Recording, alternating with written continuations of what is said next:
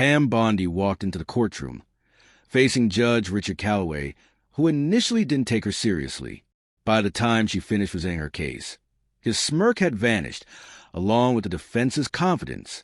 The heavy doors of the Hillsborough County Courthouse creaked open as Pam Bondi entered with purpose, her heels clicking against the polished marble floor. The air carried the scent of old paper and stale coffee, a familiar atmosphere of legal battles. But this case felt different.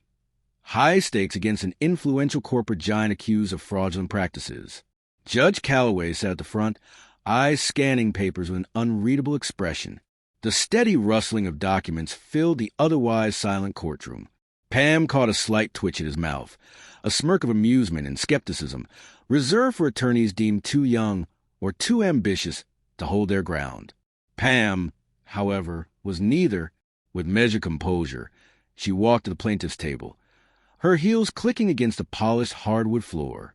She set down her leather-bound case file with deliberate ease, her fingers brushing over the embossed initials on its cover.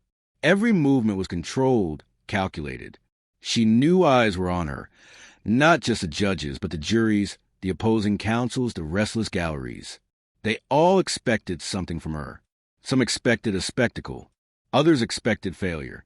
Across from her, Charles Merritt adjusted his silk tie with the arrogance of a man who had never once doubted his own inevitability.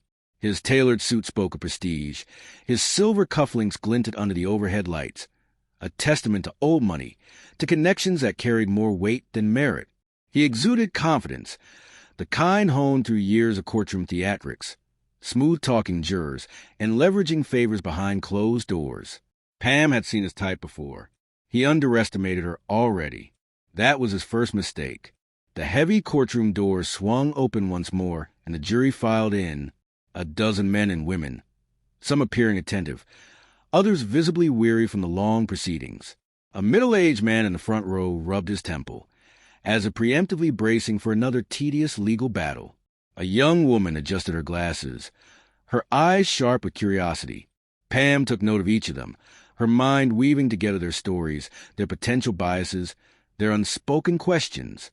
These were not just 12 random citizens. They were the architects of the verdict. All rise.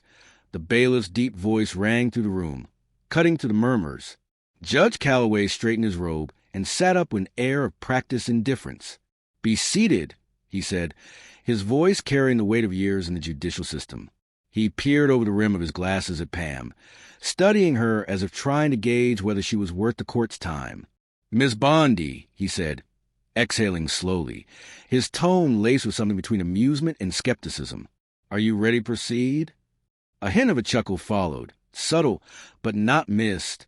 Pam met his gaze without hesitation. "Yes, Your Honor," she replied, her voice steady, unwavering. A flicker of something unreadable crossed Calloway's face. Mild surprise, perhaps. Aware of the quiet anticipation hanging in the air, Pam allowed herself a small, almost imperceptible smile. Let them doubt her. Let them expect less. It only made proving them wrong all the more satisfying. Judge Calloway's demeanor remained casual, almost dismissive. "Let's hope this doesn't turn into a circus," he muttered under his breath, loud enough for the courtroom microphone to catch. A few jurors exchanged looks, while Merritt smirked. Pam didn't react, opening her case file to prepare her notes, far from her first time being underestimated in court. Merritt leaned back, adjusting his cuffs with a smirk, expecting business as usual. Pam clasped her hands behind her back. "Understood, Your Honor, but the facts speak for themselves," she stated firmly. Judge Calloway raised an eyebrow skeptically, flipping through a file. "That's a strong accusation, Miss Bondi. Can you back it up?" he challenged. Pam met his gaze unwaveringly. "I can and I will," she affirmed. The judge nodded slowly, then turned to Merritt. "Let's hear from the defense first," he decided. Merritt rose confidently. "Your Honor, this case is built on emotion, not fact," he asserted. "My client, a respected institution, followed all regulations. Any misunderstandings are unfortunate, but not illegal," he argued, his voice smooth and practiced. Judge Calloway leaned back slightly, tapping his fingers against the bench as he considered Merritt's words. A smirk played at the edges of his lips as he turned his gaze toward Pam. "Miss Bondi," he said, voice tinged with amusement, "are we really going to waste the court's time over a misunderstanding?" His tone was rhetorical, dismissive even, as if he had already decided the matter was trivial. Pam didn't flinch. She had expected this. The courtroom was as much about performance as it was about law, and she knew that Merritt was a seasoned performer. His charm, his well-practiced smirks, his polished defense tactics, none of it was new to her, but charm didn't change facts. And Pam had come armed with those. Slowly, she reached for a document from her neatly organized files and rose from her seat. Every movement was deliberate, controlled. She walked toward the judge's bench, heels clicking against the polished floor, the silence amplifying her every step. Placing the document before him, she met his gaze squarely. "No misunderstanding, Your Honor," she said, her voice firm and unwavering. "Just evidence." The amused glint in Calloway's eyes dimmed as he adjusted his glasses and began to scan the document. His smirk faded, replaced by a slow, deliberate narrowing of his eyes. Pam turned, pivoting toward the jury, her tone measured yet resolute. What Mr. Merritt calls a misunderstanding is, in reality, a calculated strategy to deceive customers. The subtle murmur in the room died down as the weight of her words settled over the courtroom. She moved back to her table, lifting another stack of documents and holding them up for the court to see. "These," she continued, "are contracts, pages upon pages of fine print designed to entrap clients in financial hardship. Buried clauses, misleading language, and deliberately vague terms meant to take advantage of consumer trust." The shift in the atmosphere was palpable. The jury leaned forward. The gallery sat up a little straighter. Even Judge Calloway's posture stiffened as he continued to scan the document with newfound seriousness. Merritt cleared his throat, preparing an objection, but Pam was ready. "Your Honor," she said sharply before he could speak, "this document has been verified by a former employee, one who witnessed these deceptive practices firsthand.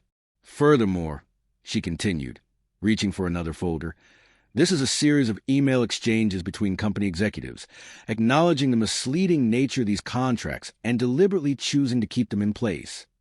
She handed the new documents to the bailiff, who delivered them to the bench.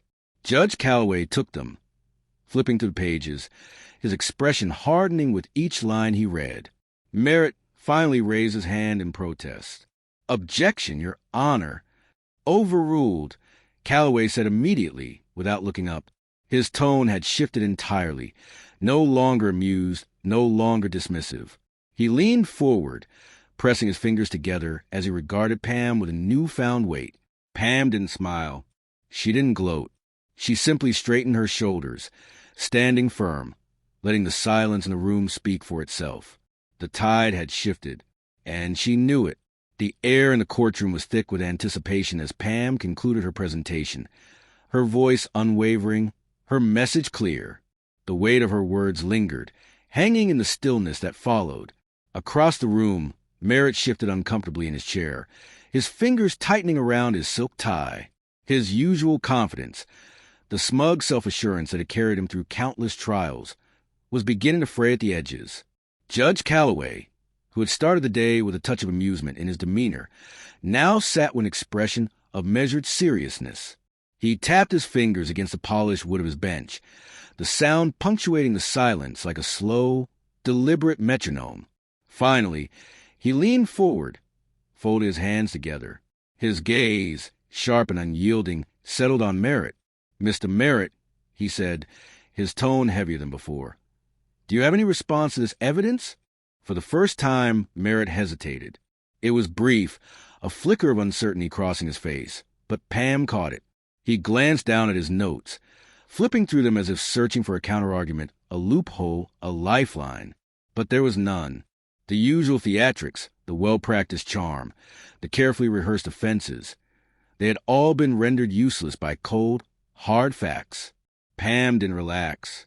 She didn't shift in her stance or allow even the smallest sign of satisfaction to creep into her expression. This moment was critical. Instead, she maintained her presence, keeping her attention locked onto the jury, studying them as they processed everything she had laid before them. "For years," she began again, her voice carrying to the room, This company is hidden behind legal loopholes, manipulating fine print to trap customers into financial ruin. And who are these customers? She let the question hang in the air before answering it herself. Not faceless numbers, not statistics. These are people, retirees, parents, small business owners, individuals who worked hard, who placed their trust in a system that was supposed to protect them, only to be deceived. A middle-aged juror near the front, a man with silver hair and reading glasses perched on the end of his nose, crossed his arms and leaned forward. His skepticism, evident at the start of the trial, had faded. Next to him, a young woman with a notepad in her lap nodded almost imperceptibly. Pam had seen this shift before, the gradual turning of doubt into realization, then into something far more powerful. She pressed on, her tone sharpening. This is not just about money. It's about integrity. It's about whether companies can continue to exploit legal gray areas to take advantage of honest people. And it's about whether we, in this courtroom, will allow it. The jury was listening, truly listening.